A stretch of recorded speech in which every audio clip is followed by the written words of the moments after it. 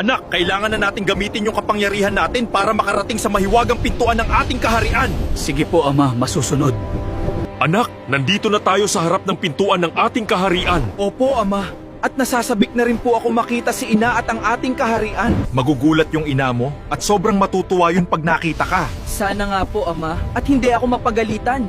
Bakit ako biglang nawala? Babalikan pa kaya tayo ni Bagwis, Tay?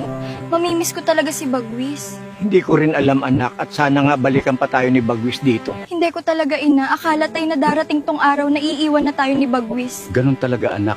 Masasabi ko na wala talagang permanente dito sa mundo. Paano na tayo nito, Tay? Wala na magproprotekta sa atin laban kay Don Pakundo. Oo nga, anak. Malaking tulong talaga sa buhay natin yung si Bagwis. Naaalala mo pa ba tong lugar na to, anak? Ang tagal mo na wala dito. Oo naman po, Ama. Singganda pa rin nung dati itong kaharian natin. Mabuti naman anak at naalala mo pa. Maliit ka pa kasi nung nawala kita sa gubat. Opo, Ama. Bakas pa rin sa isipan ko yung pangyayari. Nasa loob ba ng palasyo si ina? Mahal, natagpuan ko na yung anak natin. Anak, ikaw na ba yan? Ang laki muna at ang tagal mong nawala dito. Mahal, maiwan ko muna kayo ng anak mo para makapagsarili kayong dalawa ng anak mo. Salamat, mahal. Sobrang namimiss ko na tong anak ko. Ikaw na ba yan, anak ko? Parang muntik na kitang hindi makilala. Opo ina, ako na po to. Pasensya po dahil pinag-alala ko kayo dahil matagal akong nawala. Labis ang pangungulila ko nung mawala ka, anak. Labis akong nalungkot. Ako din po, ina. Sobra din po kitang namiss. At pati si ama at ang ating kaharian. Mabuti naman, anak. At okay lang ang iyong kalagayan at walang masamang nangyari sa'yo. Meron po kasing nakapulot sa akin na mabubuting ato ina. Sige, anak. Magpahinga ka muna at mahaba yung nilakbay niyo pabalik dito. Sige po, ina. At ako'y papasok lang muna sa aking silid.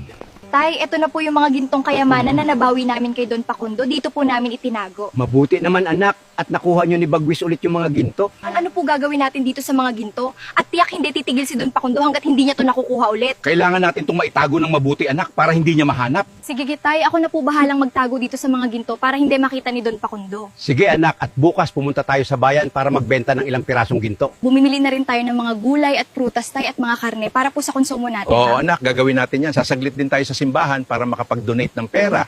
Hello, Bugart. May mga tauhan ka pa ba na pwede nating magamit? At meron akong ipapagawa sa yung trabaho na importante sa akin. Ikaw ba yung Don Pakundo? Matagal-tagal ka na hindi tumawag sa akin, ha? Ilang tao ba kailangan mo at kailan mo gusto para maihanda ako, Don Pakundo?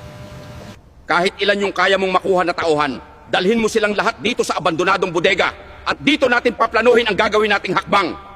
Sige, Don Pakundo. Madami akong tauhan ngayon na pwede nating gamitin dyan sa balak nyo. Basta alam nyo na malaki ang mababayaran mo na halaga sa magiging serbisyo namin. Walang problema sa pera. Ako na bahala. Basta magawa nyo lang ng maayos yung ipapagawa.